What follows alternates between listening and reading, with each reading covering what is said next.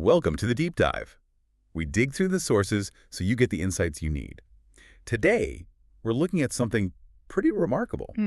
The transformation of Colombia's tourism industry. That's right. It's not just about how they survived the big shutdown of 2020, 2021. It's about how they actually used that pressure to innovate and, frankly, came out stronger by 2022. Exactly. And our mission here, for you listening, is to really get specific. We're going beyond, everyone had a tough time. Right. We want to pull out the actual strategies, the corporate moves, what the government did, even grassroots stuff. How did they manage to reposition themselves when, let's face it, much of the travel world was just stuck? Stuck is a good word. And to get a sense of the change, you have to remember 2019, Colombia was booming tourism-wise. Oh, yeah. Cartagena wasn't just busy, it was setting records for cruise ships. Yeah. That's mass market success right there. And then you had Medellin becoming this international hub, pulling in tech summits, entrepreneurs. From Europe, Asia. Yeah. High-value visitors. The momentum felt unstoppable. Based on volume, mostly? But, momentum doesn't mean much when the world just stops. So let's look at what was already happening before the crisis. Let's talk about the business context, maybe using Andina Voyages, a Bogota luxury tour operator. Good example. They weren't huge, right? They were up against these massive multinational firms. Big scale advantages there. Exactly. And what's interesting about Andina Voyages is they sort of realize, okay, we can't compete on price. Our size is a liability there. But maybe it's an asset for flexibility. So they deliberately went for what our sources call more agile business models, which, for you listening, basically means they didn't own huge things like buses or hotels. Less fixed assets? Right. They built a network, very decentralized. And by the end of 2019, this was already paying off. They'd locked in these key flexible partnerships. Like what? Smaller local airlines for custom flights, boutique hotels, and importantly, these eco-lodges, scattered across the Andes. So they had this resilient kind of small footprint setup. They could swap partners easily if needed. They weren't tied to rigid contracts or huge overheads. So it wasn't panic in 2020. It was building on something already started. Precisely. It was a strategic choice before the storm, which just happened to position them incredibly well when it hit. Their agility wasn't born from desperation. Okay, fast forward to 2020 then. The shutdown hits. Immediate, brutal, and necessity forces action. Our sources point out, while lots of competitors were just stunned, maybe sending out generic emails. Trying business as usual, yeah. In Dina's leadership. Yeah. They met daily, not weekly, daily, to reassess, accept the new reality. And that urgency, it translated into incredible speed on the digital front. They'd maybe talked about digital platforms before, sure, but the crisis was the mandate. Right. And within just a few weeks, they didn't just post videos. They launched a proper revenue-generating virtual tourism program. Okay, tell us more. What did that actually look like? Was it just branding or did it bring in cash? It was strategically both. They offered interactive virtual cooking classes focusing on regional dishes. Cool. Live-streamed city tours, say, of Cartagena, but guided by actual historians. Q&A sessions, too. So interactive. Very. And they charged small fees, maybe $15, $20 a session.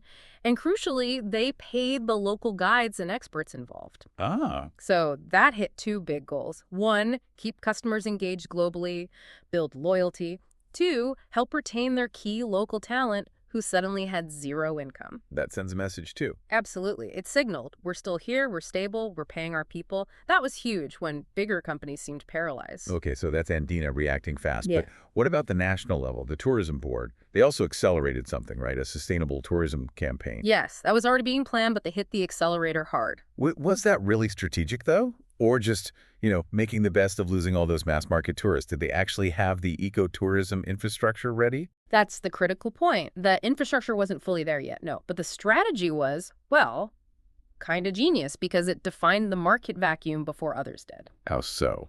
While everyone else was just waiting for big international travel to come back, Colombia made a very conscious choice to rebrand. They basically said, okay, maybe we stop chasing the giant cruise ships for now. Focus on. Authenticity and local communities. That was the pivot, swapping volume for value. They built a whole new narrative around resilience, culture, nature. Got it. You saw slogans positioning Colombia as, like, the land of resilience and culture. It created this powerful contrast. So by late 2021, when borders started to reopen, They weren't just another beach destination. exactly. They'd successfully positioned themselves as the place for meaningful, sustainable, authentic travel. They jumped into that ethical travel niche very, very quickly. Okay, but we need the balanced view here. This shift must have caused immense pain for some established players. Oh, absolutely. We have to talk about aviation. Avianca, one of the world's oldest airlines, a huge name. They faced, well, an existential threat. Yeah, Avianca is the stark contrast to Andina's agility. The airline already had significant financial issues before the pandemic, heavy debt loads. Competition from low-cost carriers, too. Right, plus high fixed costs. The crisis just intensified everything. Suddenly, massive flight cancellations, really tough union talks, creditors demanding restructuring. And even though the government approved aid, The scale of the debt, the cost of just maintaining that huge centralized airline infrastructure with basically zero revenue coming in, it was just too much. it became impossible. Precisely. They ended up filing for Chapter 11 bankruptcy protection in the U.S. And this is key because it shows that even with government support, companies with massive old debt and rigid structures just couldn't handle that global shock. Their failure was almost like a necessary clearing. You could say that. A structural clearing. Because here's where it gets really interesting. Avianca's struggles actually opened up space, both commercial and maybe psychological space. For the smaller, nimbler players. Exactly. Especially in ecotourism, startups that accelerated because the downturn created this opening. Like who? Amazonia Ventures is the perfect example. They were the opposite of Avianca. Low debt, high innovation, focused niche.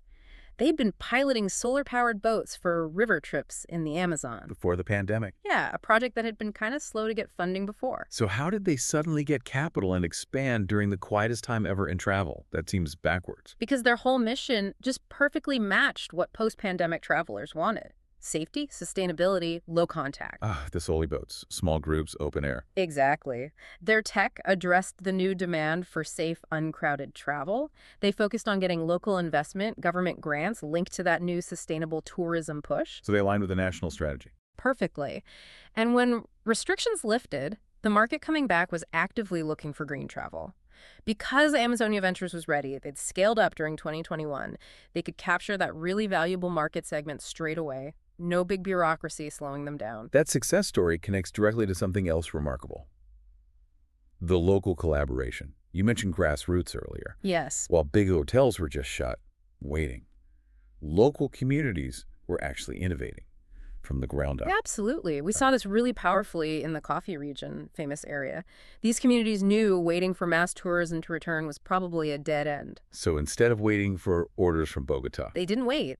Local community cooperatives started meeting online, weekly, coordinating strategies, sharing the limited resources they had. what came out of those meetings? What did they actually do? The hybrid package. This was a genius move. Right. By mid-2021, they were offering these deals combining, authentic stays in local fincas, coffee farms. A cultural experience. Right.